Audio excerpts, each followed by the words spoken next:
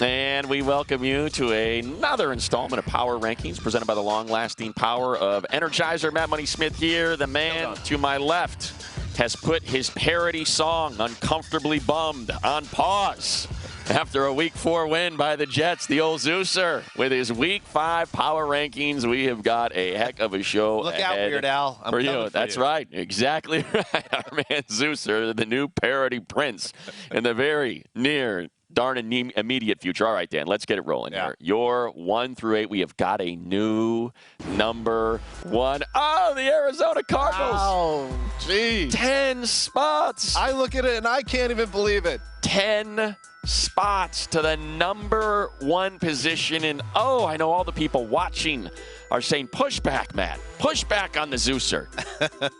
But I can't. I'm with you. All right, good. I'm with you. You know what? I'm not. I'm not with you at Wonder Woman. Explain yourself, Dan. All right. I know some of this might confuse you, Money, or the viewer. My simple brain. Help it make sense. Or the readers. Some of this might enrage you, but this is not my fault. The madness of our league, copyright Troy Aikman, causes madness in the power rankings. And when you look at the top, the upper crust of the NFL, as I'll call it, all of them have flaws or have one really bad week. And the Rams, for instance, were number 1 last week. They're all the way down to 8. And the Cardinals went from 11 to 1 because I try to go above the treetops and say, all right, what are the Cardinals doing right? They're winning every week. And the team that they just beat, the Rams, they whipped on the road on both sides of the ball. And they have a MVP-level star in Kyler Murray. I think that's why they get number 1. Are they going to stay at number 1? I'd be surprised, to be honest with you, Money. But this is where we are right now. That's the snapshot of our league, Troy Aikman. So here's my pushback. First, I'll support you that they are a top 3 team. They should be, I believe, the number 2. Put a pin in this, okay? Number 2 team in the NFC is where I would put the Cardinals. They are the number 1 offense. They're the number 1 scoring offense. And when you compare that with not a league average, but the number 9 scoring defense in the league, that's how you find yourself, as you described it, in the upper crust. The reason why I wouldn't put them at number, what's that? Comfortably bummed? Uncomfortably bummed. Oh, uncomfortably bummed. Right. So here's the one reason why I wouldn't put them at number 1. This was a bad matchup for the Rams. Their defensive tackles want to run right up the field, right? And most quarterbacks, when you get pressure in their face through the interior of the offensive line, it's a mess. This is the one guy. There's 2 guys, really. It's Lamar Jackson that you got to contain from the edges, and it's Kyler Murray that you got to contain from the edges. This was just a bad matchup, I think, for the Rams, and they're going to have to make some adjustments, and I think they will. I think Raheem Morris and obviously Sean McVay, they'll get this thing sorted out. How many teams, if the Rams defense, and as fearsome as they can be, if you could exploit them, there are not many defenses that are going to be able to handle Kyler Murray. This team, if they stay healthy, look out. I'm with you. Look, we're essentially splitting hairs, but I don't quite think that it's hard to get that missed field goal out of my brain by the Vikings, and they would have been 3-1 and probably somewhere in the top 5. So look, field goal luck's a big thing. It happens, but as it stands, the Zeuser, some call it clickbait. I call it bravado. Puts the Cardinals from number 11 to number 1, which brings us to the first-ranked AFC team, the Buffalo Bills. And this is how it works behind the scenes. Our great producer, Jen Koski, I send her the prelim power rankings Sunday night before I get a chance to watch the games. I had the Bills number 1 because when you go and you beat the Texans 40-0, when you have 2 shutouts in 4 weeks and Josh Allen is back to Josh Allen, you could absolutely make the case that the Bills are the team. However, something all the way down at 3. Something just bothered me about elevating them to the number 1 spot after playing the lowly Texans. And I thought to myself, hold tight here, old Zeuser.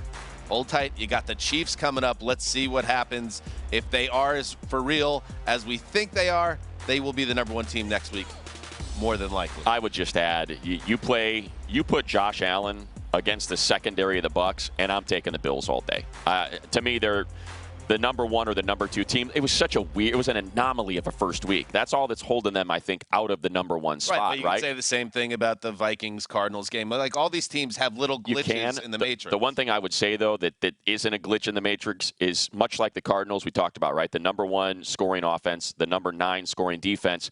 This defense of the Bills is playing at an exceptional level. And after Are we worried about Josh Allen and regression? Was last year an outlier? I think he's proven no, that is not the case. This is an exceptional complement of weapons. Manny Sanders looks great as another complementary receiver to Stephon Diggs. To me, this looks like it looks like the best team in the AFC. Your point is that the Bucs shouldn't be ahead of the Bills, and that goes back to one of how I do the rankings. I always have respect for the champ, and I know they have a loss, but going to Foxborough in the rain and getting it done, that was enough for me to keep them where they were. Not move them up to 1, but to keep them where they are. I respect the champs. Real quick, as we're going to talk about the Bucs right now. So let me start it out right here. The number 2 Buccaneers. If they are playing on a neutral field, Bills versus Bucs, you pick which team to win. Well, according to my power rankings, the Bucs. But you know what? I want to know what's in your heart, DanHanzus. Honestly, what's in your heart? 2 and 3. And it's a coin flip. I could have easily flipped those teams. Which is why I like to string it out to that point. I showed respect to the Bucs keeping them 2. But, yes, that's an awesome game. And I would love to see that in the Super Bowl if it ends up happening. Why are the Bucs at 2? The Bucs are at 2 because they find a way in the rainy conditions, in a highly emotionally charged environment, to get it done. And I will say this, and listen, everyone's like, oh, what's the DVOA, and what's this, and what's that? Let me go check my local analytics site. Oh, let me tell you something. Attacking analytics. I am not. I'm not that guy. Sounded like an attack to me. You did the, oh. But I will say this. Brady magic is a thing. I like to think of it as it's a pixie dust. Okay, and that's not going to show up on certain websites. But it's a pixie dust, and that's how that ball drifts and hits the upright. Tom Brady, and by extension, Tom Brady teams live a blessed life. So it's kind of ironic to see the Patriots suffer that fate. It just works out when Tom's on your team, so that's why I love the Bucs. I'll just button it with pixie dust aside.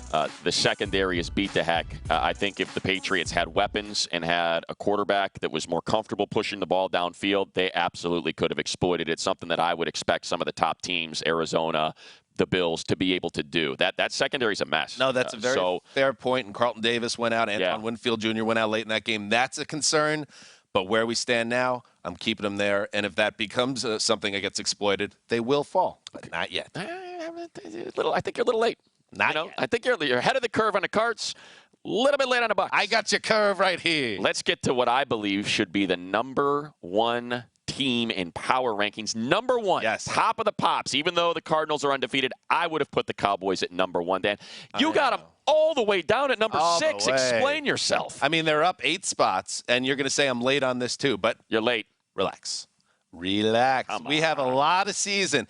Because the Cowboys, every once in a while, a team pops up that everyone falls in love with at the same time. And because that happens, I have a bunch of people telling me, dude, if the Cowboys aren't number 1, you're a joke. It's like I'm not going to. But now you're cutting off your nose to spite your face. No, dude. You're not putting there for spite, Dan. It's not. Do I think the Cowboys are the best team in football right now? I do. Well, I don't. That's why But to go from where they were to start the season, which I think was probably around 20s or low 20s, to be 6 should show you, if you're following the power rankings, that I see them as a team that's getting more and more dangerous week after week and showing us that they can take care of business. The Panthers are a good team, but they were not in the same class of the Cowboys. That third quarter, what we saw in the third quarter was incredible. What they were able to do, 21 points. You see that seal? That seal by Tyra. This is, to me, this is the difference in the Cowboys now. To have Zeke and Tony Pollard, and look, Lyle Collins goes out. I was like, oh boy, steals on that right tackle. All you need is one Cheeto, and you can exploit it, and it's going to be an issue. He's been great. So now you have arguably the best guard in the league in Zach Martin. You have Tyron Smith is playing at an elite level at left tackle, and Terrence Steele's been great at right tackle. So now they're running the ball effectively, and man, Dak, I don't want to overstate it, but it's going to sound like an overstatement.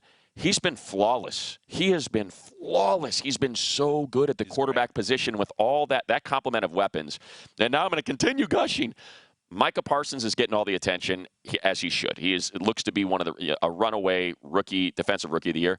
Trayvon Diggs, we've talked about him now 3 weeks in a row. 5 interceptions through 4 weeks. He is exceptional. And when you can connect the front to the back, and right now they're using Micah Parsons at the front, man, Dan Quinn has got this defense humming too. They're cooking here. And it's been a quarter century since the Cowboys been in the Super Bowl. And what one of their issues have been, they have had no problem building big offenses. But finding those big-time defensive stars has been an issue. Now in back-to-back drafts, you have a lockdown playmaking cornerback in Diggs, and Parsons, as you say, this is the backbone of a really good defense. So number 6, people are going to say they should be number 1, but they are going in the right direction. But all these people that say number 1, what did you say about the Cowboys a month ago? Calm down. Doesn't matter.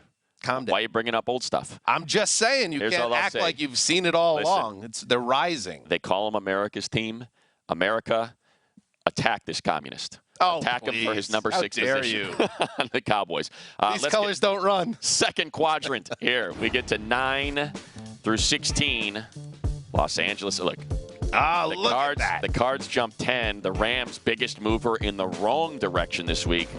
Down 8 at number 9. You see the Raiders there at number 11. They drop 2. We have the Chargers in the first quadrant at number 7 after their big Monday Night Football victory. They led 21-0. It got sideways in the third. They end up doubling up the Raiders 28-14. Not just a big win for the Chargers, a big money call by Matt Money Smith, the voice of the Chargers. Listen to this.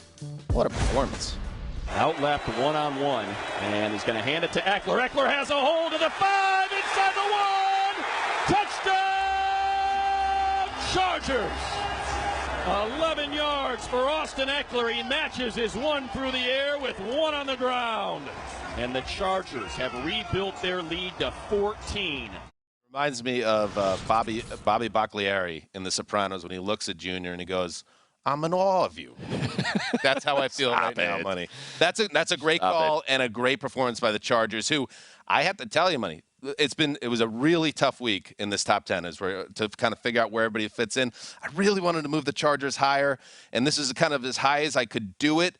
But I totally see what John Gruden sees. If you saw his post-game comments, this team is a wrecking ball. Look out. You will hear a lot from the Chargers down the I mean, look, it's a quarterback league, and what I've now seen through 4 games this year is Justin Herbert starting to stake a claim on maybe being the best quarterback in the league. 7 touchdowns, 0 interceptions the last 2 weeks. Just look at how he reads his progressions. His vision is impeccable. I mean, and that's a guy who's played 17, 18 games, 20 games now in his career, and you just watch him dissect the defense and how quickly he makes these decisions and makes passes like that. Look, there's a flip side to this, right? So the Raiders come in 3-0. They're the last undefeated team in the AFC, and I think one of the things to point out, and I think it's why John Gruden said it, is Herbert gets so much of attention because he's a quarterback, and they have awesome weapons on offense in Keenan Allen and Mike Williams. But really, this was a defensive performance. This is 5 straight 3-and-outs, 1 first down in the first half, 51 total yards for a team that was averaging 470 per game in the first half. Listen to what Joey Bosa had to say about someone who was the MVP favorite coming into this game, Derek Carr. Money's giddy. We knew once we hit him a few times, he really gets shook, and you saw on CeCe's sack, he was pretty much curling into a ball before we even got back there. So, great dude, great player. He's been having a great year, but we know once you get pressure on him, he kind of shuts down, and he's not as effective with the crowded pocket. So that was the key to it. So don't let his deliberate delivery fool you. He is a smart dude, and Joey loves Raider Week. He has sacked Derek Carr 7 times in his career, more than any other quarterback. Jerry Tillery got him here. Bosa got him with a strip sack right here that was nearly recovered by the Chargers. It's a matter of factness, Money, the way Bosa said it, like everybody knows that. Now watch this one. This is the play he's talking about. Here's Derek Carr, and he curls up 2 yards before Christian coming. But this is the thing with that play, though, Dan. Yeah. Like, that play, you got to stand tall and get rid of that ball because he lost 7 yards. That goes from a 45-yard field goal to a 52, and that's the miss from Carlson. And that was kind of the pivotal play of that game, and I think that's what Bosa was getting at. I get that, but you also, if you watch Peyton Manning, one of the best ever, he was famous for curling the ball. Why? Because sometimes you live for another down.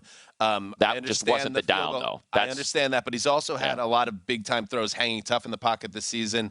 And I understand Derek Carr is somebody, he's just kind of a lightning rod. And the people that don't believe in Derek Carr, like the Matt Money Smiths of the world, I wouldn't say we've been talking about this for years. Listen, I celebrated him through 3 weeks. I was like, he's pushing the ball downfield. But he's playing different. But he was pressured on 43% of dropbacks. But see, Tell me the quarterback that's going to perform well. I don't think that's an indication that he's weak or somehow could be exploited. I'm not saying he's weak, but that's what I'm getting to. That's what Joey Bosa said. Yes. What I'm saying is you got to have everything be right for Derek Carr. You know, the protection's got to stand up. You got to have multiple weapons. It's the old Daniel Jeremiah trucks and trailers. I don't think Derek Carr is a truck. I think he's a trailer. Everything's got to be right, and he can be exceptional. The offensive line let him down, and I think that's where you have these kind of nights for Derek Carr. And one last thing, circling back to the Chargers. Don't ever forget, Justin Herbert is a savage in the pocket. I'll take it. When we return, we focus on your individual needs. Fantasy players that you may be thinking about putting on the trade block or maybe giving up entirely. Cynthia Freeland's going to be along to tell you, hold. And also, Tyreek got back to his freakish ways at Philly. Which way was Cynthia Freeland? Will she suggest they belong? Are they going up? They going down? She doesn't like it, Dan, and she's coming to take an issue with you. I'm in awe of you.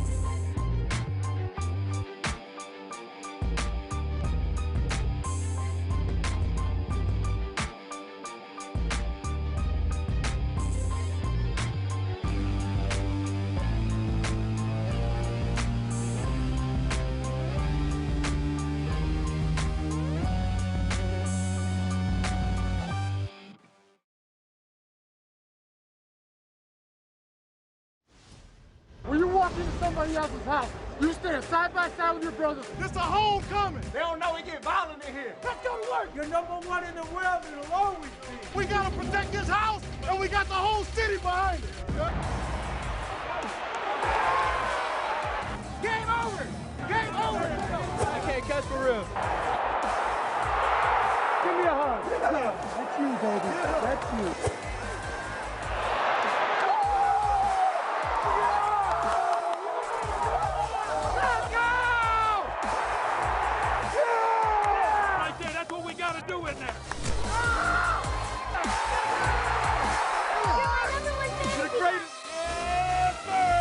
Love you, bud.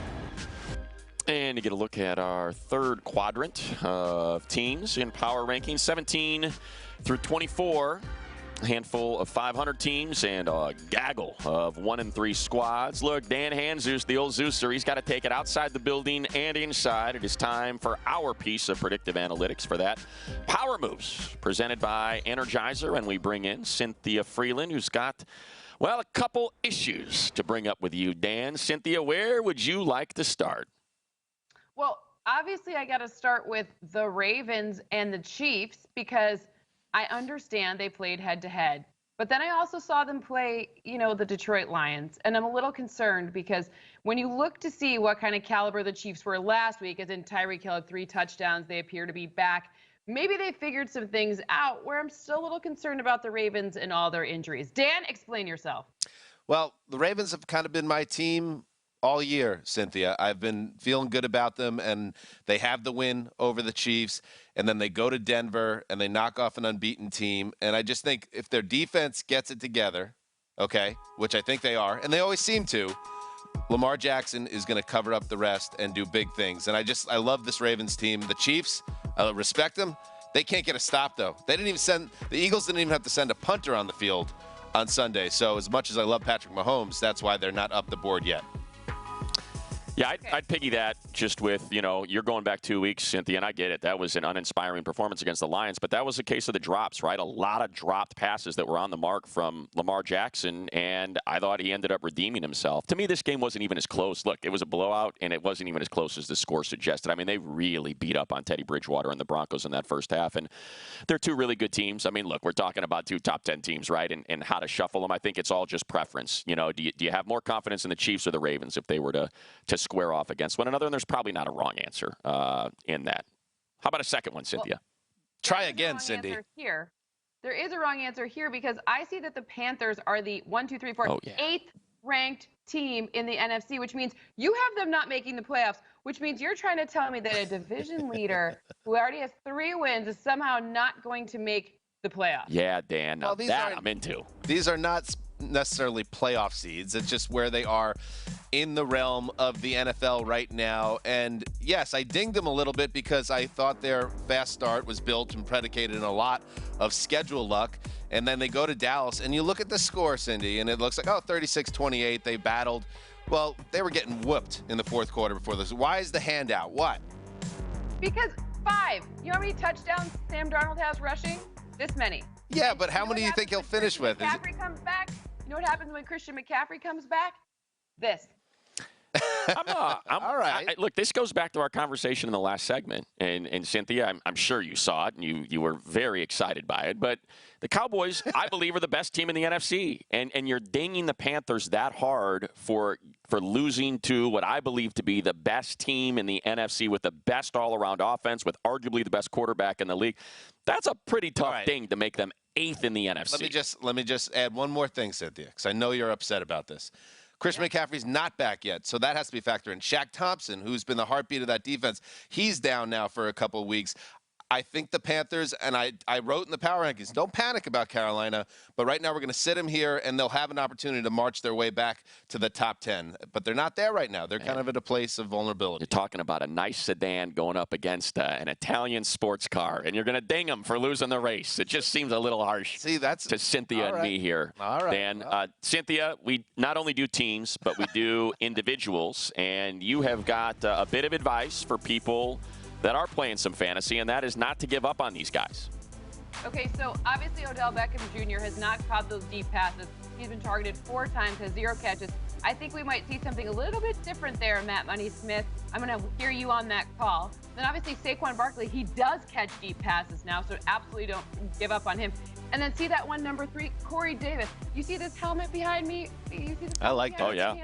That one's for you. And against, obviously, Kyle Pitts on the other side of that. And then George Kittle. Don't give up on those tight ends either. I mean, Money, if anybody's given up on Saquon Barkley, you do not deserve to be in your fantasy league. I will say that. Big I week love for it. him. And Zach Wilson, I want to see Zach Wilson on this list, Cynthia, by this time next week after the London game. But I just want to throw out George Kittle as a guy, hold tight. He's way too good to be held down for a whole season. And the Jimmy Garoppolo situation, there's a lot of uncertainty there with his health. But Trey Lance is coming. That train's going to come, and I just love the upside of what could happen if Lance gets comfortable and Kittle's on the field healthy. They could explode together, so hang tight. Don't sell low. Yeah, and the one that I like in there, Cynthia, is Kyle Pitts. Look, so much was expected. You never know how long it's going to take rookies to kind of settle in. And for me, Arthur Smith has cracked the most complicated code in all the NFL, and that is Cordero Patterson, the man who is just a complete physical freak that everybody's saying. He's dominated on special teams. Arthur Smith has figured that out. He figured out Ryan Tannehill. He got Derrick Henry back on track to be the most dominant back.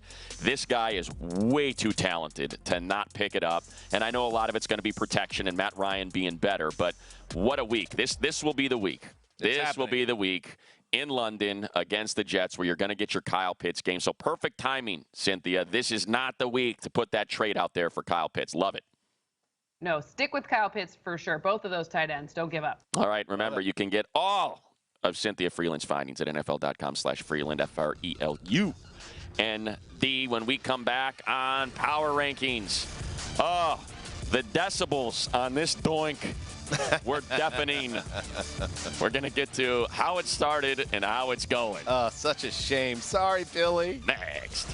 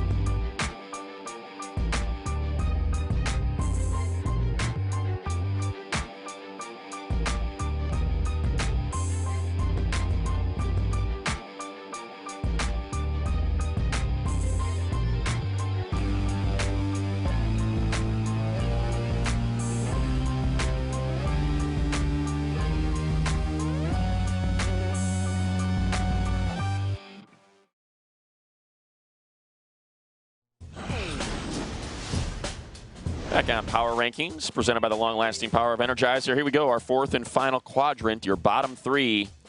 The Ofer, Jags at 30, Lions 31, and the Texans, after getting shut out with a 40-burger on top of it, 40-0 to the Bills, drop 4 spots to number 32. Wow, those Bear fans at 2-2 are going to be awfully upset. The Monsters of the Midway are going to have a bone to pick with you, Mr. Zeuser. Another bone to pick with you. Another man that made his bones in the Midwest. You know who's coming after you? Who now? James Jones. Jonesy? Jonesy's coming after you. JJ?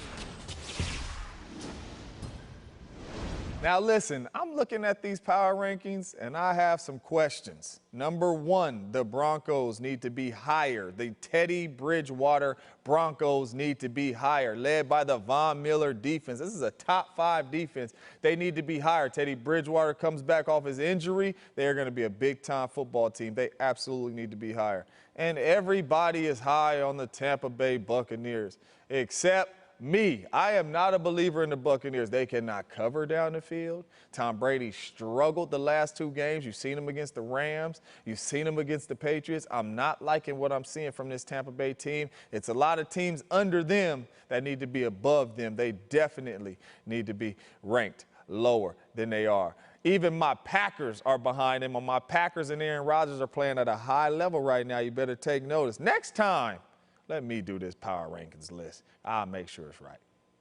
Oh. All right. Well, let me tell you what. Coming for your job. JJ. Hey, be careful now. I will. Be careful. You invite the heckler on stage, and you never know what awaits. But I will say, if you want to take over power rankings this week, all you got to do is get up Sunday morning, kiss your wife and kids goodbye, go to the office for 14 hours, go to bed, wake up the next morning, do another 15-hour day, hey, Dan, watch all the games. You're better than this, Dan. And then you take the power rankings. You're better than this. Don't let them get your gold like that. You got me. No, you put your head down and you power through it. You power through it. Rankings? Absolutely.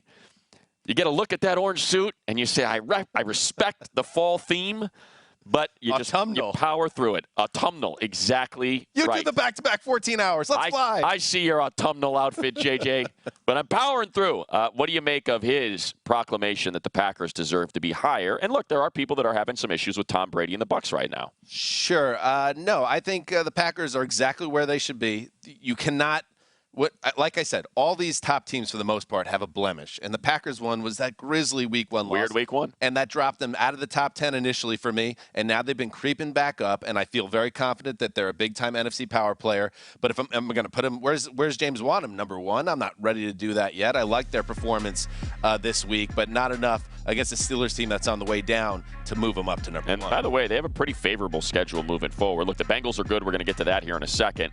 But then they're at the Bears, Washington, and then they get the Cardinals and Chiefs back-to-back. Oh, put up or shut up time. Brass tacks. That's what we got. Nut cutting. All coming for the Packers. So that, now, you mentioned autumnal outfits. And that brings me to what I believe is a new feature that very well could be the feel-good hit of the fall. Ooh, I like this. How it started, how it's going. Featuring the old Zeuser, DanHanzus. So we're going to talk about your preseason power rankings, how it started, and here we are through Week 4, how it's going. Right. So what we thought these teams were going to be versus what they have shown us through 4 games. And, Dan, we get started with the Patriots. So this is like the sleeper. It was like my big fat Greek wedding. Like nobody saw it coming, and the seg is just going to blow up the world. Sure. I like this. The Patriots, a bit of a big mess right now. Let's be honest, because what you have is a rookie quarterback who has ups and downs, and I like Mac Jones a lot. I think he's been good, but you have no discernible running game.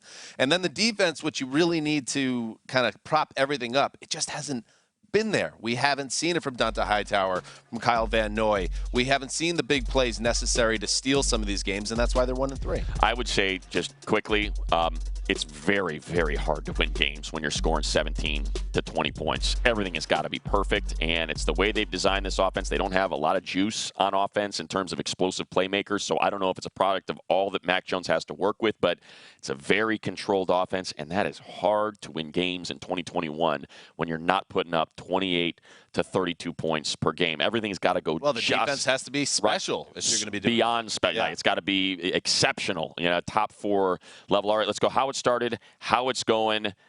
Dolphins. There we go. Dolphins. Oh, my God. I know. We got to spit it out here. I know. Well, listen, the Dolphins. Look how it started here. Look at that. Good times right there. 15-26. Look how it's going. Oh, no. Jacoby Brissett with the fumble.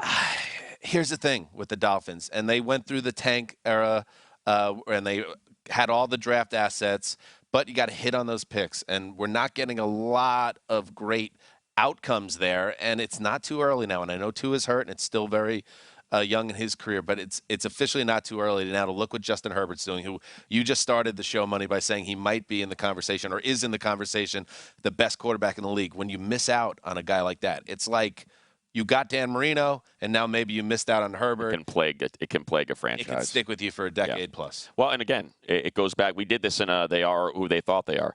The offensive line it is getting abused, and it's hard for a young quarterback or Jacoby Brissett to be able to function. You have to have an offensive line in this league. You at least have to have half of an offensive line that you can at least cut the field in half and operate behind. And the Dolphins just do not have that. And blown out in both home games. They've been blown out, I think, 62-17. It's just a lot of bad stuff going on with this team. And the AFC is stacked. The AFC is stacked. So getting out to a 1-3 start is not good. So it's not going well. I guess that's kind of we'll put a button on that one. No, you know what? Let's get positive. Okay. Let's get positive. We had 2 that were, hey, we thought it was going to be great. Now it's not so great. How about the Cincinnati Bengals? Man, this is a good one. 30. You had them at 30 to start the season. The 3rd worst team in the league, and now in the playoff picture. Isn't that great? Isn't it? And it just shows you when you get the guy. Right. And they call him in that locker room the franchise. Joe Burrow. When you get that guy and you protect that guy, and it hasn't always been pretty, the protection this season, but there is some growth there. You see how that can change everything. Thursday night, just the electricity in that building with all the Wessling brothers in there and everyone excited. That was a great vibe. And the Bengals, as long as they can keep this guy healthy, they're going to be competing in games. They're going to be winning dramatically. It changes everything when you get that quarterback and you keep him upright. That's the key. Because, Burrow is still taking some hits, and every time he does, you wince a little bit because you're like, oh, and you think about, but the one thing I'll tip of the cap to the Bengals, there was a lot of second guessing in the preseason when Jamar Chase was struggling a little bit. People forget he opted out of the 2020 season with COVID at LSU. He had not played football in over a year, trying to get his sea legs under him, working through the preseason. And it just goes to show you. And I know your partner on Around the NFL, Greg Rosenthal, says it all the time. Preseason makes fools of us. Right. Just makes fools of us when you try to jump to some sort of conclusion through those exhibition games. He probably shouldn't have mentioned the thing about the football has different colors to it. We don't need to throw any gasoline on the fire, but he proved us wrong. Everyone got to be able to track the football. There's a certain way that he sees it, and whatever he's seeing now, he's seeing a rainbow and a victory rainbow because Jamar Chase is everything he was advertised to be as the best receiver in this draft. And just quickly, I want to acknowledge defensively.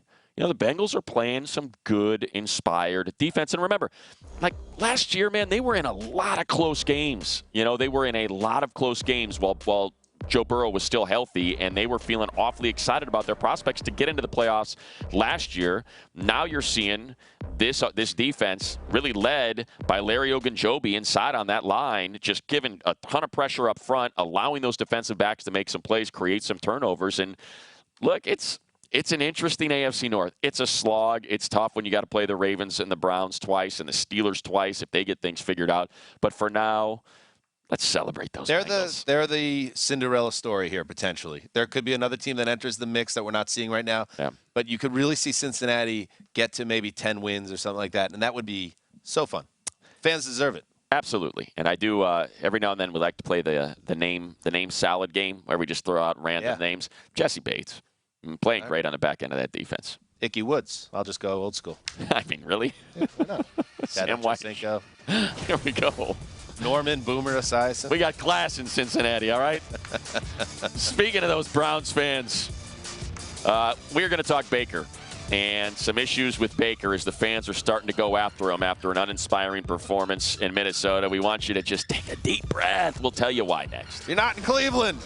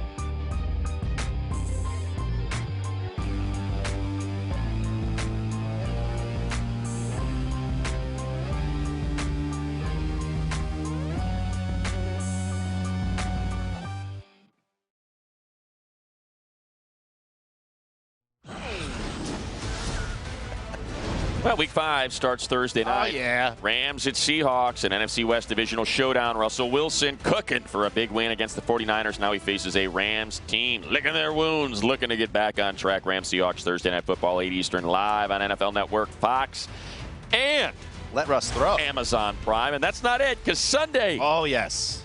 we're going to London. NFL Network exclusive to kick off your Sunday viewing marathon. Jets Falcons from London. 9:30 a.m. Eastern, 6:30 Pacific. Pre-game coverage at 7 a.m. Oh, it's mega, mate. Eastern. Mega. More on that, by the way, in just a minute. More on those London games in just a minute with the Zeus. You're here. The author of Power Rankings. We are back on Power Rankings presented by the long-lasting power of Energizer. And at times, Dan, you fire the people up. Yeah. People get... It's the last thing they need on a Tuesday morning. You see your power rankings. You know, Monday gets the week started. Maybe your team didn't win. Sure. And all you do is you take that wound and you pry it open and you dump a whole bunch of salt in there. I love it. So why don't we just, let's make things a little bit better for some people out there. You know, at least one group of people. Let's help them out. Okay. Let's get them to relax. Let's do it. We're going to get some people to calm down. Here we go. How about Browns Nation? Guys, I know Baker stunk out the joint on Sunday. I know he wasn't that good the week before either, but calm down. This is part of the Baker experience.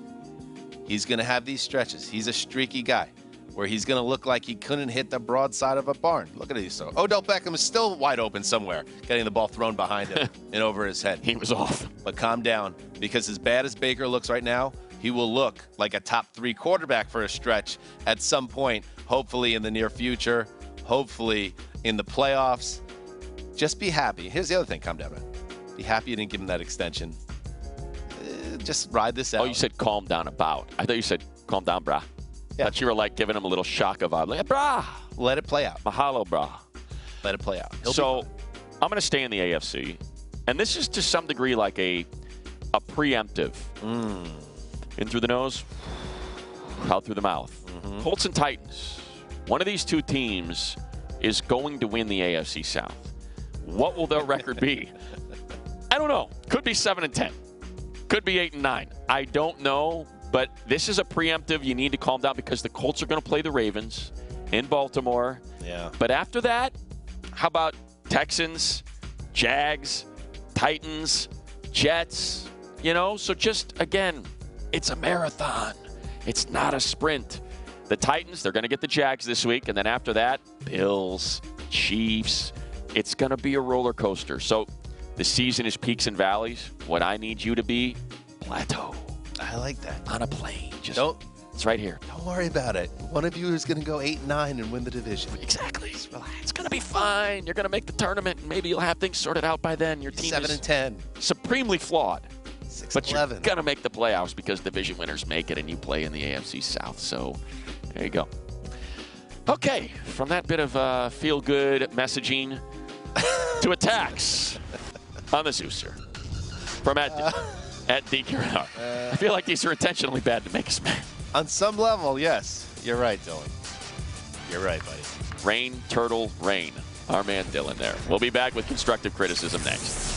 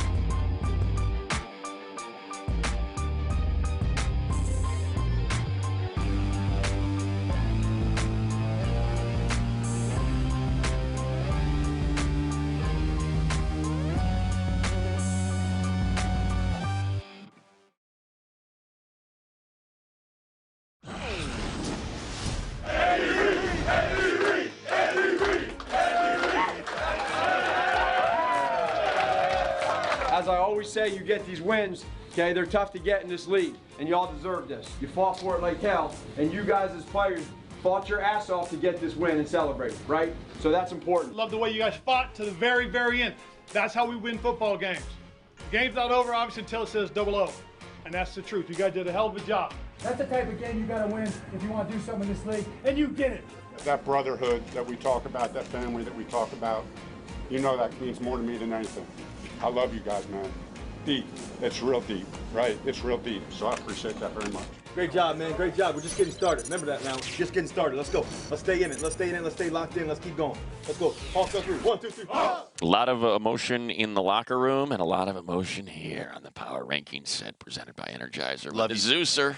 I love you. Oh, really? You're not? Because I'm going to read these tweets. You're not going to get me to avoid them. I want to get ready. This has been something I want to do for a couple of weeks. Because a lot of these people, it's clown college with some of these comments. So I actually brought some clown noses. I have my horn. Okay. And I'll be ready in case I have to hand them out. Well, what are you going to do with the nose? Are you going to put it on? I'm going to give it to them. They'll get. Well, they're not here. They'll get to them, money.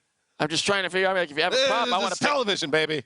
All right. Listen. It's your idea. There we go. From old Ape Squeezy, you going to put a nose on him? Oh, this is easy. Sick of your nonsense, Dan. I told you, the Cowboys aren't in the top 5. We're done. I'm with you, Ape. Remember, New Orleans handed it to Green Bay. Only loss for Dallas, result of a missed offensive pass interference and our Greg the leg, not doing his job effectively. Listen, here you go. Oh, come on. Right off the bat. I didn't deserve. Right off the bat. Take your clown nose. You know why?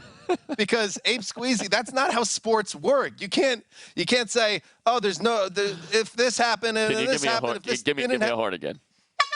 That's not how these things work. You have to execute in the big moments, and because the Cowboys didn't, they're not number 1, but they're right there. Calm down. Things are good for you. They should be number 1. Squeezy, I'm going to give Squeezy another squeeze. Here we go. That's right. All right, here. Next up, Shaver. Oh, cleanest shave on all of social media. The Titans are ranked higher than the Saints.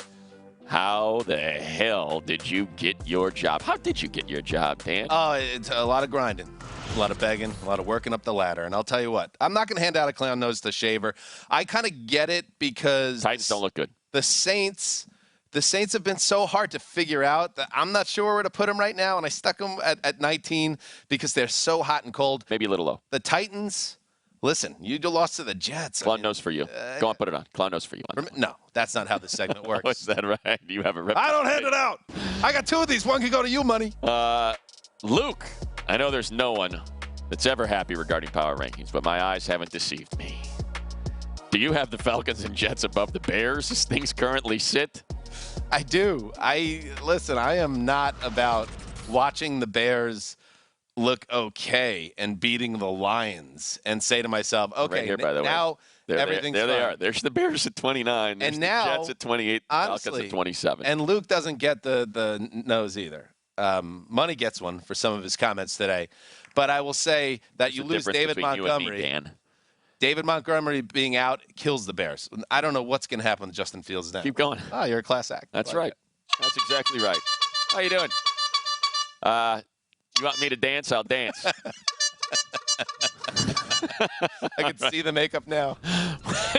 When we return, I'm going to continue my clowny ways. Oh, what a disaster. Listen, Dan Campbell, I got a challenge for you. Prop comedy's back, baby. For you. We're throwing out challenge flags when we return. Clown noses and goofy horns and all. Carrot Top's up next.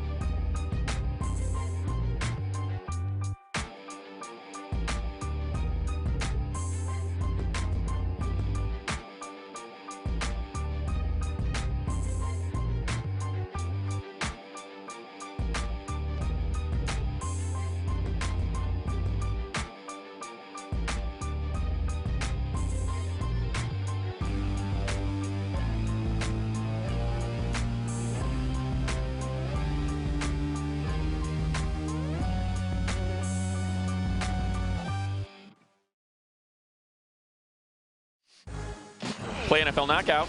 Free-to-play game presented by Caesars Sportsbook. Answer 15 questions about the Jets-Falcons game to win exclusive prizes, including a VIP package to this year's Super Bowl 56 right here where we sit in Los Angeles. Visit NFL.com/knockout. It's time. Our final segment, Dan. Challenge flags. What do you got?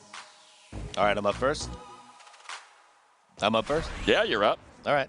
I challenge the people of England, the people of the United Kingdom, the people of surrounding territories. I'm coming to you. I'm getting on a plane later today. I've been so lucky in my career, Money. The Around the NFL podcast has such a thriving listenership overseas. We're over there for the Jets-Falcons. I'm pinching myself. They're my team, the Jets. Love it. We get to do live shows. We get to do podcasts. We get to do work at the stadium, and it's going to be so much fun. I challenge you to take care of me, England, Mother England. Feed me, drink, give me drinks, hang out with me, make me feel home. Love it. That's my challenge. I have a feeling that challenge will be accepted and embraced. The ATN boys, boy, are they popular on that side of the world, which is the same side. Like Jesse and the Rippers in Japan. Where's my single? Dan Campbell. Let's put my pit vipers on. Psst, psst. Uh-oh. Psst, psst, psst, psst. Coming for you, Dan Campbell. Look at those. You're not playing the Chiefs. You're not playing some sort of offensive juggernaut. What are you doing turning the ball over on downs in the early second quarter when you should be kicking field goals? You're drinking so much caffeine, mix in a decaf. Your team is freaking out.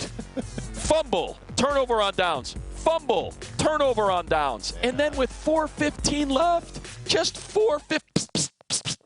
Yeah. There's 4 minutes, 15 seconds left. You're down 10. Kick the field goal. It's a two-possession game. I may be small in stature, but I make up for it in cowardice. I'm coming for you, Dan Campbell. The Pit Vipers are back.